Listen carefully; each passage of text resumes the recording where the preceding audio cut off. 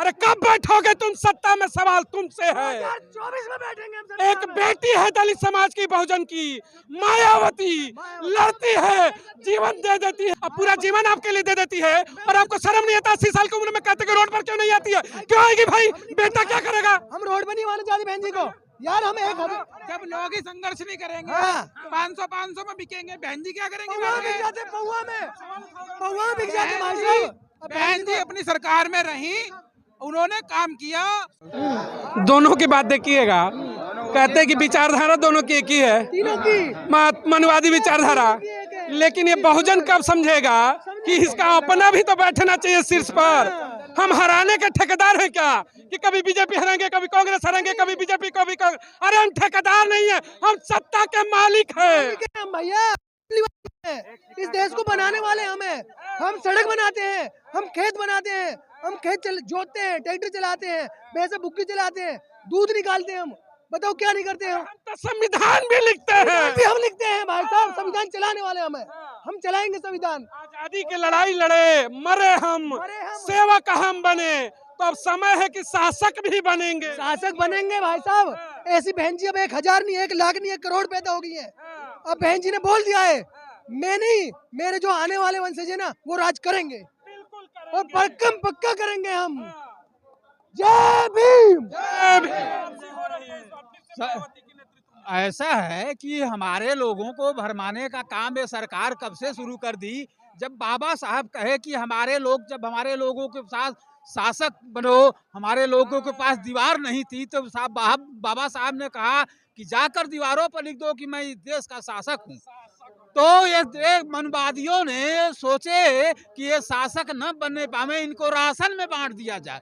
Ration के line में खड़े हो गए, शासन के लाइन में आज तक खड़े नहीं हुए। सबसे बड़ा सवाल है कि देश का जो मालिक है बहुजन समाज, 5 किलो राशन के लिए लाइन में है, और जो 3% वाले सत्ता में बैठा है। अरे कब बैठोगे तुम सत्ता में, सवाल तुमसे है। 2024 में बैठेंगे हम सरकार एक बेटी है दलित समाज की, बहुजन की, मायावती, लड़ती है, जीवन दे देती है, और तुम सवाल उससे उठते हो।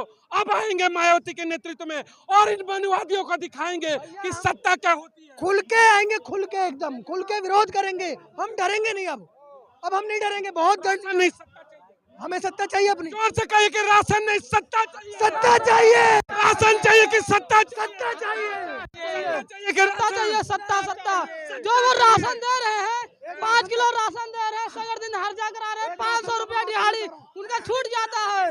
राशन बहुजन हम देंगे राशन, हम देने वाले बनेंगे, हम देने वाले बनेंगे, हम लेने वाले नहीं, हम देने वाले बनेंगे भाई साहब। देने वाले बनना है, लेने वाले। एक राशन के ऊपर बात करना चाह रहा हूँ कि जिस तरह से प्रोपेगेंडा फैलाया जा रहा है कि सरकार राशन फ्री दे रही है, सरकार राशन फ्री दे रही है। 2014 से पहले राशन की दुकानों पर राशन कितने रुपए किलो मिलता था? ओनली 3 रुपए किलो, 2 रुपए किलो। सही कह रहा हूँ भाई साहब, गलत कह रहा हूँ? 2 रुपए। तो क्या हमारी औकात इतनी भी नहीं है कि हम 15 रुपए किलो, 15 रुपए का राशन ले सके? ये बार बार जो फैलाया जा रहा है फ्री राशन, 15 रुपए के दाद भी कहते हैं मनवादियों का षड्यंत्र। मनवादियों का षड्यंत्र यही है। 2 रुपए किलो जो मुफ्त का चावल मिलता था, बहुजन को फ्री देके क्या कहता है कि फ्री में दे रहे हैं। अरे देना है तो देश के प्रधानमंत्री की कुर्सी दो, कुर्सी देके दिखाओ। बिल्कुल कुर्सी चाहिए, कुर्सी, राशन नहीं चाहिए। राशन नहीं चाहिए। राशन हम लोग पैदा करते हैं, हमारे खेतों में होता है। हमारे लोगों ने मेहनत मजदूरी करके इकट्ठा करके सरकारों को चलाते हैं, इस देश के मनवादियों को चलाते हैं। सिर्फ मनवादियों का काम है न चले हर न चले कुदारी, बैठे भोजन दिए मुरारी। और दूसरी बात पत्रकार महोदय, मैं आपको अपने माध्यम से बता देना चाहता हूँ कि बाबा साहब अम्बेडकर ने हमें दलित नहीं कहा है, हमें शेड्यूल कास्ट कहा है, शेड्यूल ट्राइब कहा है, ओबीसी कहा है, सामान्य कहा है। ये दलित तो आप लोग कहना शुरू कर दिए हमको। और जो बहन जी का मुद्दा है, बहन जी सत्ता में रहती, लेकिन उन्होंने ब्राह्मणों के अंतर्गत वो अपना नारा बदल दिया जो मान्यवर काशीराम साहब का था। मान्यवर काशीराम साहब का नारा था, तिलक तराजू और तलवार, इनके मारो जूते चार।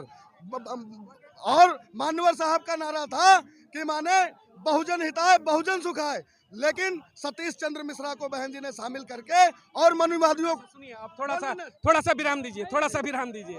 आप देखिए, नहीं एक बोले दो, इनका भी अधिकार। आप सुनिए, अब एक छोटा सा थोड़ा सा आपको मैं चीज अपनी तरफ से चाहूंगा, मन हो तो उसको एक्सेप्ट करिएगा। बिल्कुल करूंगा। कैमरे के ये अक्सर क्या होता है ना कि भाजपा और कांग्रेस जिसकी हम सत्ता की बात करते हैं, हमारे और आपके मनों में यही भर देता है कि मायावती मनुवादियों के पोषक हो गई हैं। सत्ता ऐसी चीज होती है जिसे पाना सबसे पहले जरूरी होता है। सुनिएगा, मायावती जब 2007 से 12 पूर्ण बहुमत की सरकार आई तो सत्ता का पूरा सिंहासन उठाकर देखिएगा यूपी की, सबसे बेहतर अगर बहुजन और हितैषी रहा तो 7 से 12 रहा।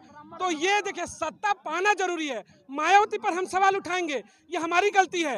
हर समाज का नेता अपने नेता पर गर्व करता है और बहुजन समाज मायावती पर सवाल नहीं उठाना चाहिए।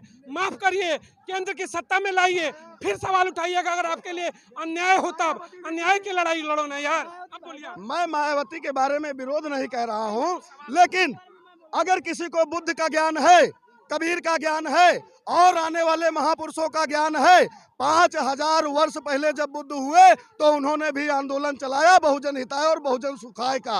अगर 1848 में ज्योतिबा राव फूले ने आंदोलन चलाया तो वो चलाया बहुजन हिताय और बहुजन सुखाय का। अगर बाबा साहब अम्बेडकर ने आजादी दिया, संविधान दिया, उन्होंने भी बात कही बहुजन हिताय और बहुजन सुखाय का। फिर ये सर्वजन हिताय सर्वजन सुखाय कैसे हो गया? कैसे हो गया मैं बता दूं। मैं सुन लीजिए, मैं बता रहा हूँ क्यों हो गया। सुन लीजिए क्यों हो गया। आप जिस मायावती पर सवाल उठाए थे, सुनिए, मैं आ रहा हूँ सर, एक मिनट। सबसे सुनिए ना, सुनिए, आपने कहा ना, हाँ, मेरे जो सवाल आपने कहा, सबसे बड़ा सवाल सुनिए, सबसे बड़ा सवाल सुनिएगा। नरेंद्र मोदी की सत्ता को मैं बताऊंगा। मध्य प्रदेश में क्या किया? ओबीसी को बना दिया मुख्यमंत्री। छत्तीसगढ़ में क्या किया? पिछड़े को बना दिया, ब्राह्मण को बना दिया। राजस्थान में तो सवाल यह है कि षड्यंत्र को समझिए, कोई हितैषी नहीं है। अगर वो हमारे साथ खेल खेल सकते हैं तो हम भी खेलेंगे। हम भी खेलेंगे। ये इनकी तो सुनो, हमारे जो समाज के जो नहीं अकल में जल्दी से आती नहीं आती, वो कहते हैं मायावती गलत है। ये पॉलिटिक्स ये समझनी पड़ेगी टाइम पे हमको किसकी जरूरत पड़ जाए। मायावती ने बात की बोली भी है, देखो ये बात जो नहीं जरूरी है, किसका कब हमें जरूरत पड़ जाए। ये मत बोलो मायावती गलत है, ये सतीश चंद्र मिश्र गलत है, या कोई भी गलत है। गलत नहीं है भाई साहब, ये जो नहीं सब सत्ता रहेगी तभी तो कुछ करोगे। जब सत्ता रहेगी जब तो करेंगे। अब हम बिगड़ सत्ता के उसको उखाड़ के फेंक दे, उसको ऐसा नहीं होता भाई साहब, सभी लेने पड़ते हैं साथ। मगर इन पर ही सवाल उठा देते हो यार, गजब हाल है। एक 26 साल की लड़की आज अब पूरा जीवन आपके लिए दे देती है और आपको शर्म नहीं आता। 80 साल की उम्र में कहते कि रोड पर क्यों नहीं आती है? क्यों आएगी भाई? बेटा क्या करेगा? हम रोड पर नहीं आने चाहते बहन जी को यार। हम एक जब लोग ही संघर्ष नहीं करेंगे, 500 में बिकेंगे, बहन जी क्या करेंगे? पौवा में बिक जाते भाई साहब। बहन जी अपनी सरकार में रही, उन्होंने काम किया, आपको दिया, हमने लड़ना पड़ेगा। बात सुनो, आज ब्राह्मणों ने इस देश में क्या करा है? ब्राह्मणों ने इस इंडस्ट्रीज को खत्म कर दिया है। आज आपके पास सिम है, सिम की 3 ही कंपनी है, वीआई है और अपनी जियो है और एयरटेल है। आपके पास चौथा ऑप्शन है? नहीं है। आप एक बताओ क्यों नहीं है? क्योंकि देश में ब्राह्मणवाद पूरी तरह हावी हो चुका है आपके ऊपर। लोग 6-6 हजार में काम करने को मजबूर हैं।